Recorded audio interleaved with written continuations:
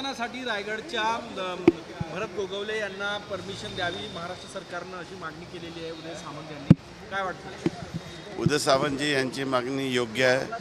श्री भरत गोगावले अतिशय सिनियर आमदार आहे, ते मंत्री आहे, त्या जिल्ह्यात शिवसेनेचे 3 आमदार आहे.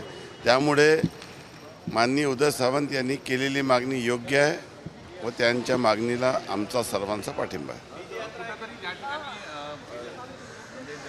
जिथे तुमचे आमदार नाही तिथे पळवापळवी सुरू आहे महायुतीच्या एक पक्षातून, त्यावर नाराजी व्यक्त केलेली आहे शिंदे साहेबांनी. मला या संदर्भात कल्पना काय वाटतं एकूणच जी टीका होते विरोधकांकडनं?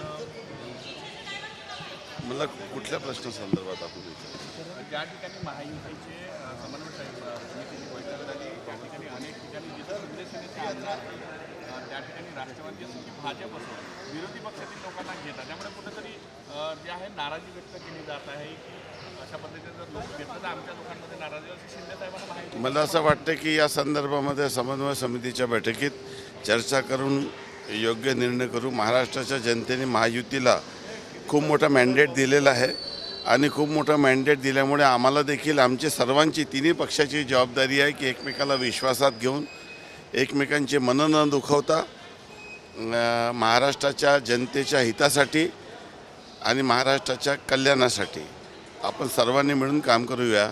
एकमेकांचे मनं दुखील अशी कुठली कृती कुठल्याही पक्षांनी करू नये असं माझं एक कार्यकर्ता म्हणून मत आहे. ओबीसीना 27% आरक्षण मिळणार स्थानिक स्वराज्य संस्थांमध्ये. ते तर आपल्या सर्वांना कल्पना आहे की ओबीसी मंत्रालय केव्हा स्थापन झालं आणि ओबीसीचं आरक्षण कोणी घालवलं आणि ओबीसीचं आरक्षण कोणी मिळून दिलं आणि योग्य बाजू न्यायालयात कोणी मांडली, त्यामुळे ओबीसीला न्याय मिळाला.